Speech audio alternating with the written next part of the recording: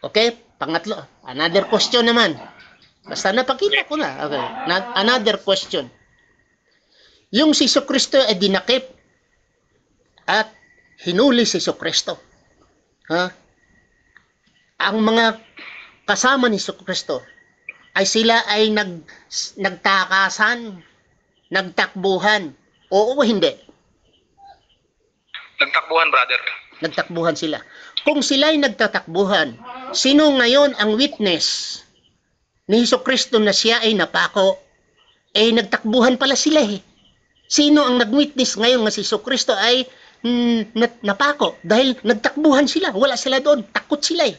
At si Pedro pa nga, ayon sa story, si Pedro ay nahukasan pa eh ng damit eh. Kasi nagtakunwari pa si Pedro. Ha? Sila lahat ay nagtakasan. So ang tanong, sino ang witness ngayon na si Jesucristo ay napako sa krus? Eh, nagtakbuhan pa sila lahat. Si Juan, brother, si Juan. Saan mabasa? Nga si Juan ay nandoon siya. Yung ipinako si Jesucristo, nandoon si Juan. Saan mabasa? Hindi ko kabisado yung talata. Ano mo, brother, kung sasabihin ko lang, anong tawag ito? Masasabi mo ba pagka sinabi ko yung, kasi Juan yun, na nakasunod doon kay Kristo? Kasi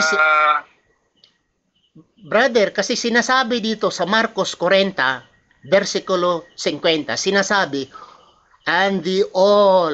Anong ibig sabihin all? Lahat. The all forsook. Yung mga, huh?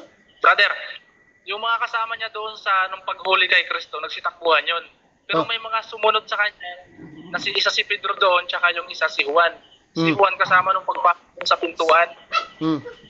Nung pagpasok, kaso di ko matandaan yung talata, brother eh. Brother, kasi sinasabi dito, walang kaso, kasi hindi mo matandaan, pero ang mabasa ko lang dito, sinasabi, the all. Pag sinasabi kasing all, brother, lahat, sa Bisaya pa, tanan. Ibig sabihin, walang natira. Tanan eh.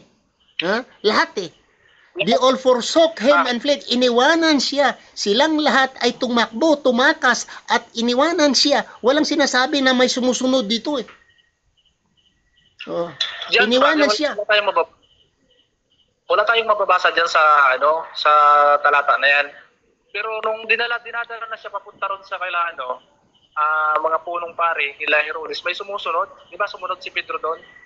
So, si Pedro lang nga ang sumunod, brother, at dahil sa lamig, nagpainit doon si Pedro sa apoy, at namukhaan nila parang kasama, nilapitan si Pedro, at nagsisinungaling pa nga si Pedro, di ba? Natandaan mo? Nagsisinungaling pa siya. Tapos sabi niya, tapos tumakbo. Yung talagang lalapitan siya, tumakbo. At nahawakan pa nga nila ang ni Pedro, at nakahubot pa si Pedro. Tumakbo si Pedro. Okay. Another thing naman, brother. Tanong ko naman,